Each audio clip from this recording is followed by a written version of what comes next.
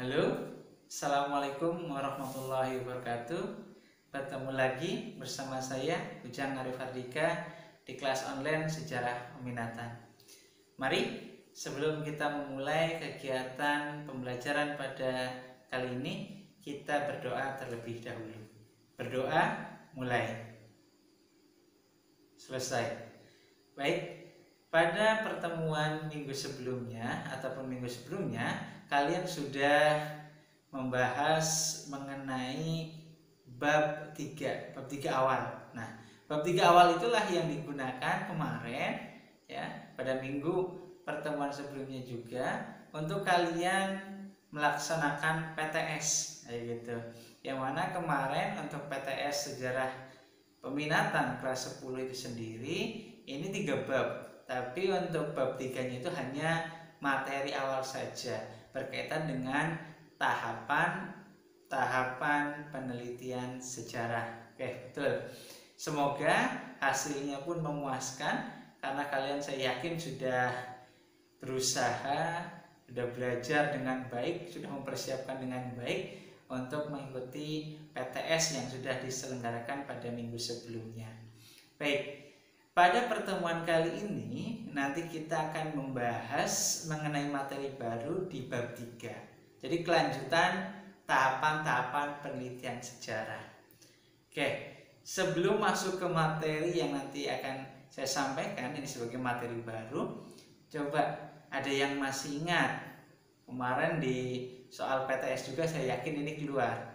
Tahapan penelitian sejarah apa? Oke, yang pertama tahapan penelitian sejarah itu adalah menentukan topik, ya enggak? Kemarin menentukan topik. Terus kemudian yang kedua ini heuristik, mengumpulkan data. Yang ketiga apa? Verifikasi, menguji kebenaran data, menilai. Kemudian yang keempat interpretasi, memahami, menganalisis dari sumber bukti dan fakta yang kita peroleh. Untuk apa? Untuk yang tahapan yang kelima, menulis, mencatat peristiwa atau hasil penelitian sejarah yang dikenal dengan historiografi. Oke, pada pertemuan kali ini nanti kita akan membahas mengenai prinsip-prinsip dalam penelitian sejarah lisan. Kemudian yang kedua nanti kita akan membahas mengenai perkembangan historiografi, perkembangan penulisan sejarah di Indonesia. Karena kita ketahui bersama historiografi itu sendiri nanti ada 3, historiografi tradisional, kemudian historiografi kolonial, dan historiografi modern. Betul. Oke, langsung saja. Nanti sebelum saya jelaskan secara detail mengenai materi yang akan kita pelajari, ini materi baru di bab 3, nanti saya akan putarkan terlebih dahulu video apresepsinya. Video apresepsi akan diputar sekarang. Kantong-kantong permukimannya, jadi banyak ditemukan tembikar segala macam dengan struktur konteksnya gitu. Itu ya dari masa Majapahit, walaupun ada juga keramik-keramik yang lebih tua tapi tidak signifikan. Pada umumnya dari masa Majapahit. Ada berapa titik yang baru? Yang tahu itu kemarin yang jelas yang pemukiman ya, gitu ada Plading, ada Jatisari yang utuh. Nah, di Rejoso itu Banaran, Tempuran ya untuk Tempuran. Itu yang 3 titik jelas. Katanya tadi sudah ada temuan candi baru. Kita masih belum bisa menemukan itu candi, itu cuma struktur. Kita nggak bisa bilang lebih itu struktur. Saya tidak tahu apakah itu candi ataukah itu pemukiman, kita nggak tahu karena strukturnya sendiri tidak berbentukan. Tidak seperti kalau ini kan jelas candi gitu. Kalau kita hanya menemukan cuma ininya saja itu tidak mungkin. Temuan contoh ya, contoh sampel yang kita ambil ini, jadi ada beberapa yang mirip dengan temuan di Terowongan, jadi Jambangan motifnya. Tapi sayang udah dibawa ke foto sana ya, ada foto, jadi sini nggak bisa saya perlihatkan contohnya. Nah itu dari sampel itu motifnya itu mirip dengan jambangan-jambangan yang kita temukan di Terulan, banyak kita temukan di sana. Terus seperti ini ya, ini yang contoh salah satu tembikar halus yang banyak ditemukan di Terulan. Jadi biasanya kalau di sana tuh terkenalnya dengan apa ya, kendi Majapahit, kendi Terulan.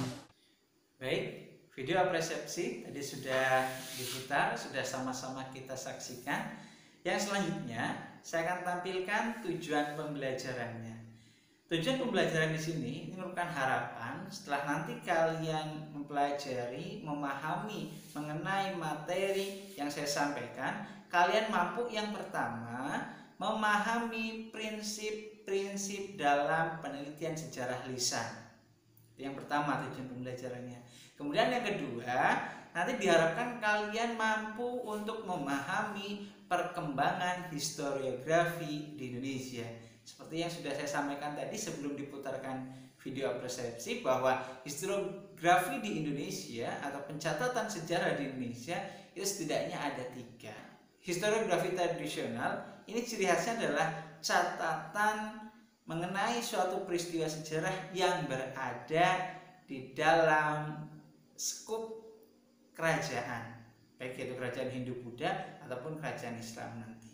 Kemudian yang kedua, ini historiografi kolonial, yaitu catatan sejarah ketika bangsa Indonesia ini pada masa penjajahan.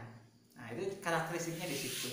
Dan kecenderungan nanti karakteristik yang selanjutnya adalah Eropa sentris. Jadi yang diceritakan itu menitik beratkan atau sebagian besar itu adalah cerita-cerita mengenai bangsa-bangsa Eropa.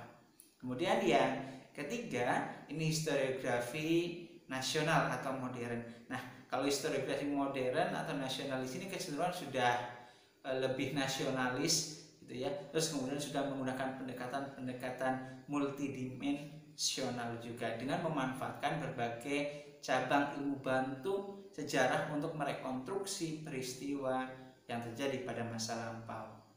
Oke, yang selanjutnya kita masuk ke materi saja. Yang pertama, di sini adalah prinsip-prinsip dalam penelitian sejarah lisan.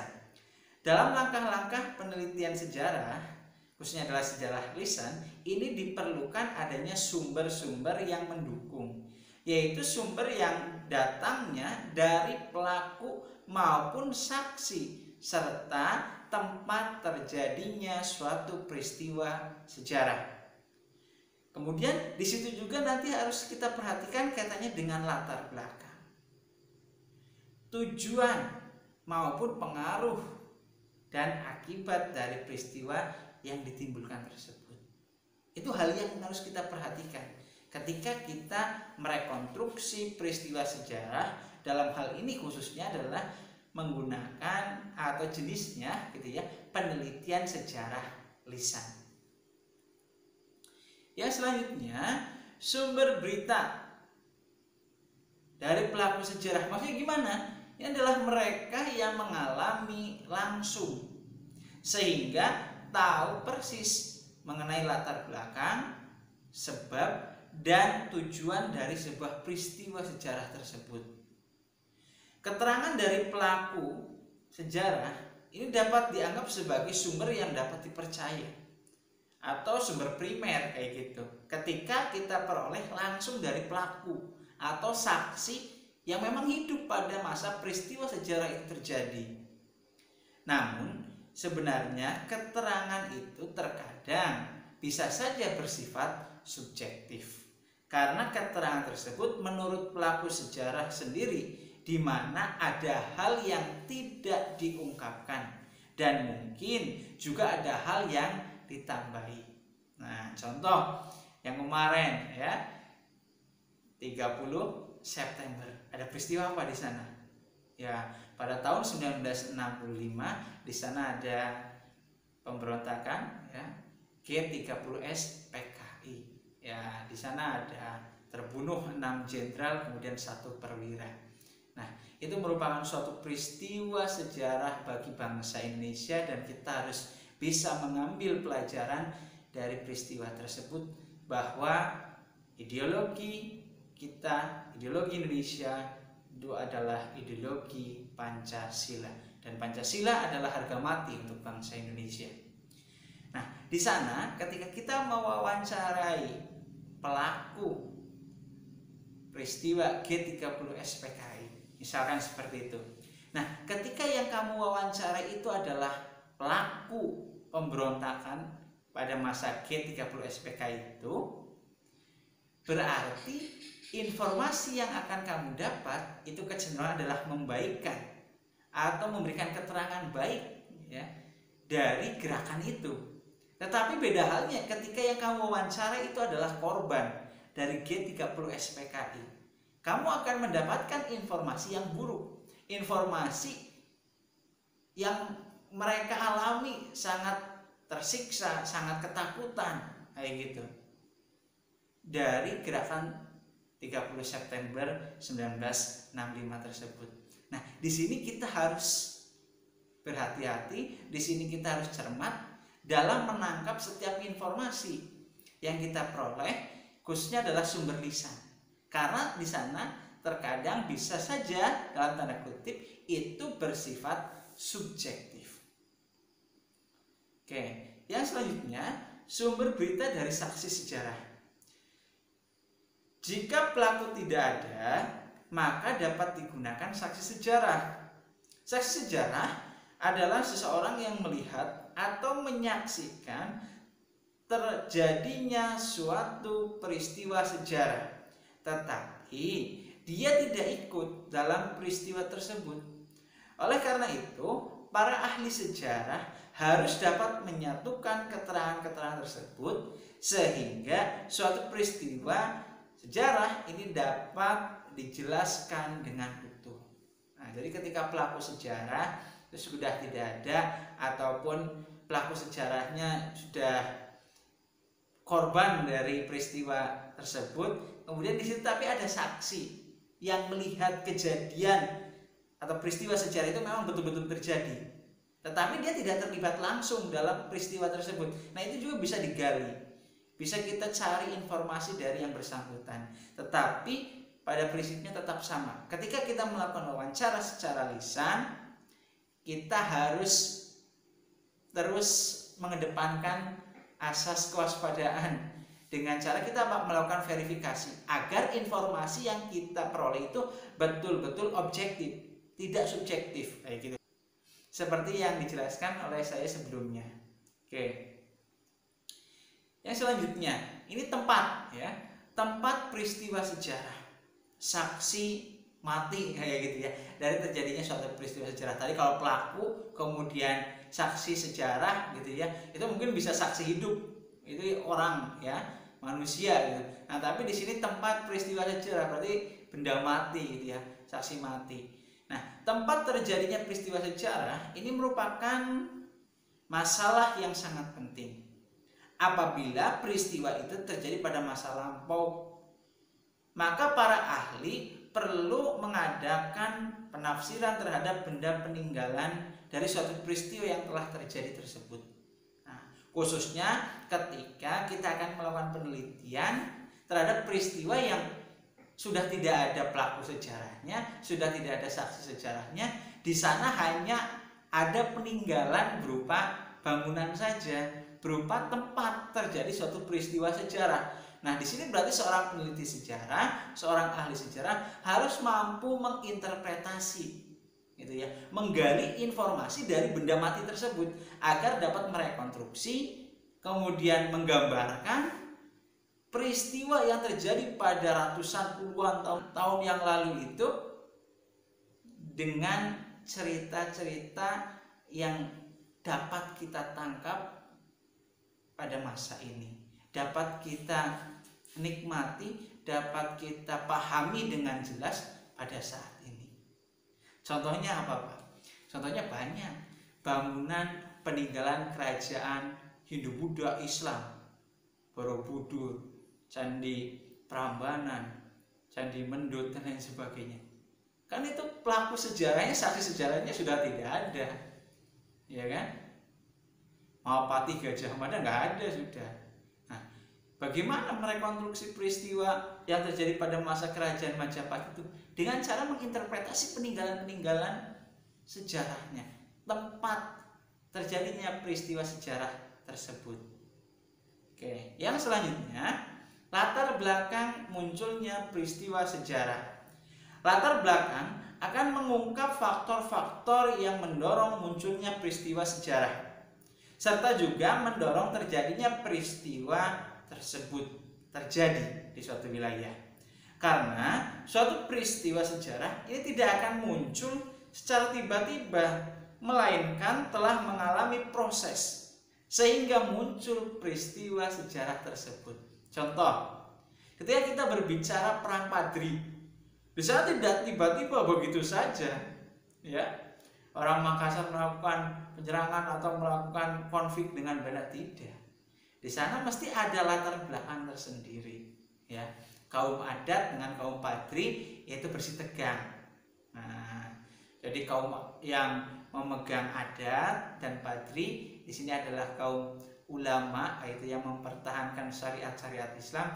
Di situ ada konflik internal, ya, perang saudara. Nah, kemudian intervensi dari Belanda. Nah, intervensi dari Belanda itu malah menyatukan antara kekuatan kelompok adat dengan kekuatan kelompok Padri itu untuk sama-sama bersatu dan menyerang Belanda. Nah, itu latar belakangnya di sana. Terus kemudian ada lagi perang Diponegoro. Itu tidak mungkin tiba-tiba begitu saja Diponegoro kemudian langsung konflik dengan pihak Belanda, tidak, tetapi ada latar belakang lain yang memicu terjadinya suatu peristiwa sejarah tersebut. Paham ya sampai sini? Oke, yang selanjutnya, pengaruh dan akibat dari peristiwa sejarah. Peristiwa sejarah yang terjadi dalam kehidupan masyarakat ini akan memberikan pengaruh dan akibat yang besar. Pengaruh tersebut dapat bersifat positif maupun negatif. Contohnya apa? Pada masa Perang Dunia II, ya, ada pengeboman di Jepang sana oleh Amerika Serikat, Hiroshima dan Nagasaki, 6 Agustus dan 9 Agustus 1945. Nah, dampak positifnya apa buat Indonesia? Dampak positifnya adalah Indonesia memiliki kesempatan emas, kesempatan yang besar untuk melakukan pengambil alihan kekuasaan pada saat itu, kemudian memproklamasikan menjadi bangsa yang merdeka, bangsa yang berdaulat. Nah, sisi negatifnya apa? Sisi negatifnya jelas, berarti Jepang yaitu kalah pada saat itu terhadap Sekutu. Itu contohnya, ya. Baik, yang selanjutnya, kelebihan penelitian sejarah lisan. Yang pertama, pengumpulan data ini dilakukan melalui komunikasi dua arah, sehingga lebih jelas, gitu ya, informasi yang kita peroleh. Karena apa? Karena ketika kita melakukan wawancara dengan pelaku ataupun saksi sejarah, jelas kita bisa menggali informasi sesuai dengan yang kita butuhkan.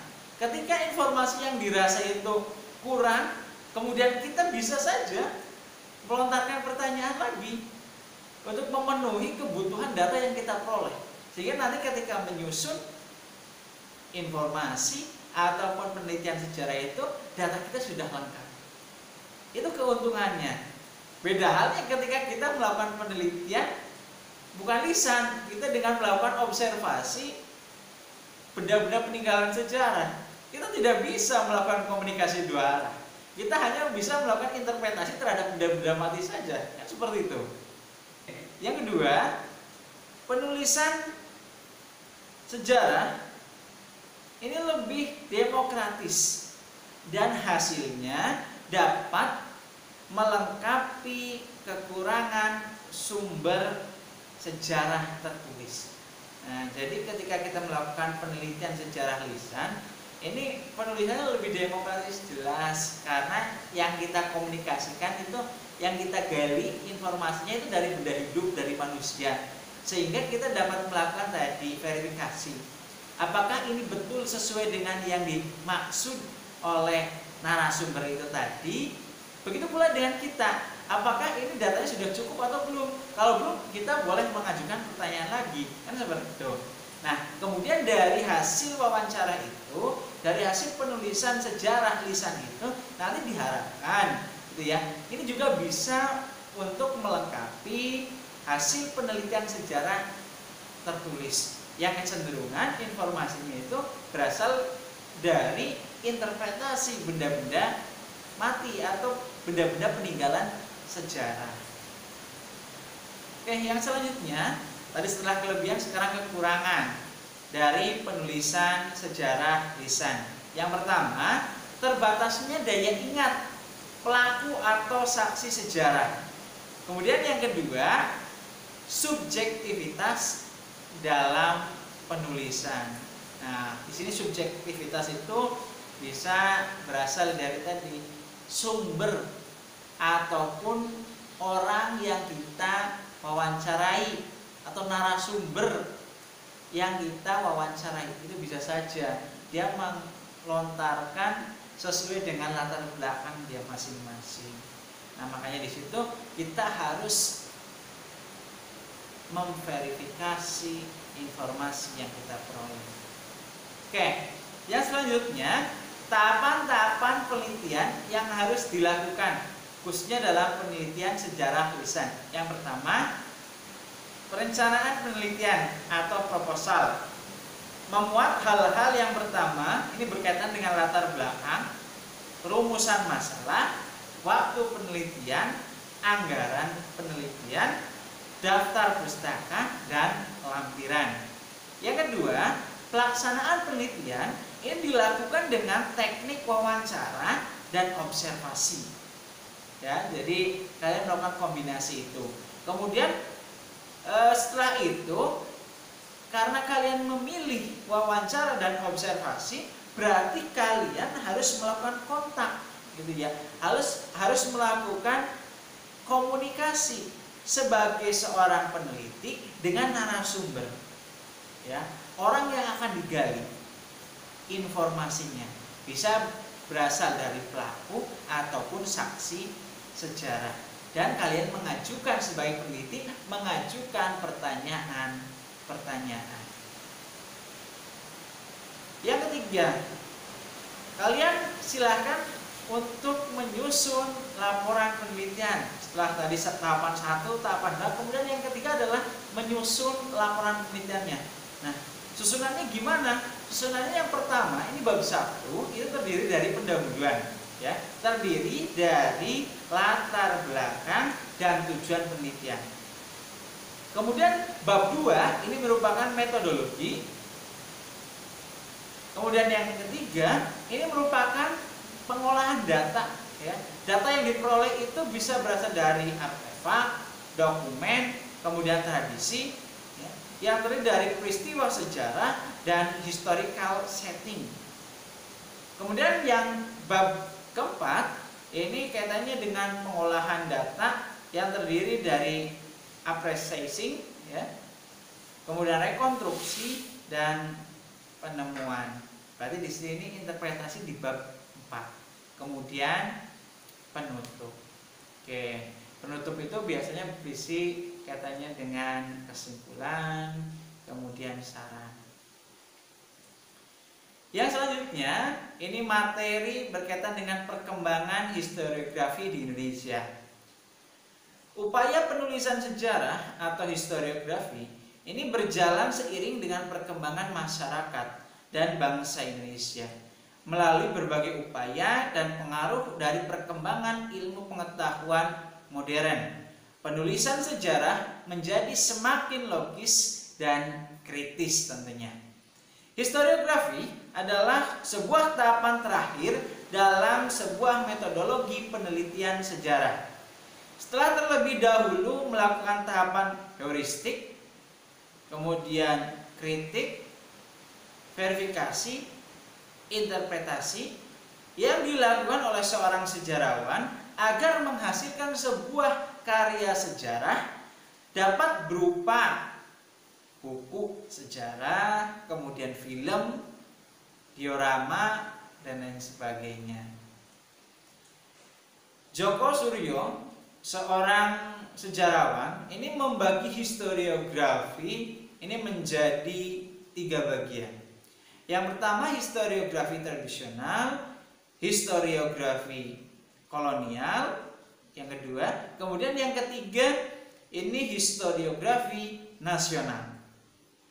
Pembagian tersebut ini didasarkan pada metode dan isi dari karya historiografi tersebut. Oke, yang pertama ya, historiografi tradisional. Merupakan tradisi penulisan sejarah yang berlaku pada masa setelah masyarakat Indonesia mengenal tulisan, baik pada zaman Hindu-Buddha maupun zaman Islam. Penulisan historiografi tradisional adalah para pujangga atau pejabat dalam kerajaan. Dan penulisan ini tidak untuk mengungkapkan benar atau tidaknya fakta dari sudut pandang sejarah sebagaimana seharusnya terjadi, tetapi kecenderungan hanya bercerita mengenai suksesi, ya, lingkaran dari kekuasaan kerajaan pada masa itu. Historiografi tradisional menurut Raymond Williams bermuatan the myth of concern atau mitos penguat yang bertujuan untuk memelihara keseimbangan atau kewajiban kosmos dan berfungsi bagi kemantapan nilai dan tata yang berlaku dalam masyarakat kerajaan. Ciri-ciri historiografi tradisional, yang pertama, religion sentris. Kemudian yang kedua, ini bersifat feodalistik, aristokratis. Yang ketiga, religion magis. Yang keempat, tidak begitu membedakan hal-hal yang khayal dan hal-hal yang nyata. Yang kelima, tujuan penulisan sejarah tradisional untuk menghormati dan meninggikan kedudukan raja, nama raja, dan wibawa raja. Yang keenam, bersifat regional sentris atau kedaerahan. Yang ketujuh, raja atau pimpinan ini dianggap memiliki kekuatan gaib dan karisma. Yang delapan, memiliki subjektivitas tinggi karena penulisan hanya berkaitan dengan peristiwa penting di kerajaan atas permintaan raja, dan biasanya yang dicatat, yang didokumentasikan itu adalah suksesi, keberhasilan dari raja tersebut. Penulisan sejarah di Indonesia ini dimulai oleh Mpu Prapanca yang mengarang kitab Negara Kartagama pada tahun 1365 Masehi. Isi kitab tersebut yang pertama ini berkaitan dengan sejarah Raja Singosari dan Majapahit dengan masa pemerintahannya. Kemudian yang kedua, keadaan kerajaan Majapahit dan daerah kekuasaan. Yang ketiga, kisah perjalanan Raja Hayam Wuruk ketika berkunjung ke daerah khususnya Jawa Timur beserta daftar candi yang ada. Dan yang keempat, kehidupan keagamaan dan upacara-upacara keagamaan. Misalnya, upacara Sirada untuk menghormati Ratu Gayatri. Yang kedua, historiografi kolonial. Penulisan sejarah Indonesia yang ditulis untuk kepentingan dengan cara pandang kolonial Belanda atau bersifat Eropa sentris atau Nederland sentris. Ini ciri dari historiografi kolonial. Historiografi kolonial ini berisi kisah-kisah orang Belanda di tanah jajahan, dalam hal ini Indonesia, dan orang-orang pribumi yang memiliki peran dan menduduki kedudukan penting pada pemerintahan kolonial. Sedangkan orang-orang pribumi yang memiliki kedudukan dan menentang pemerintah kolonial ini tidak masuk dalam penulisan sejarah historiografi kolonial. Ciri-ciri historiografi kolonial. Yang pertama, bersifat diskriminatif tadi. Jadi yang diceritakan itu hanya tokoh-tokoh orang barat saja, orang Belanda saja. Kemudian ada pun orang pribumi ketika dia memiliki kedudukan penting dan memihak terhadap pihak kolonial. Kalau orang pribumi tetapi dia tidak memihak terhadap pemerintah kolonial, dia tidak akan dicatat dalam catatan sejarah pada masa kolonialisme itu. Kemudian yang kedua, menggunakan sumber-sumber Belanda. Jadi sepihak kayak gitu. Ketika di sana contoh katanya dengan pelaksanaan sistem tanam paksa kayak gitu, kerja rodi, ya hanya sumber dari sudut pandang Belanda saja yang digunakan.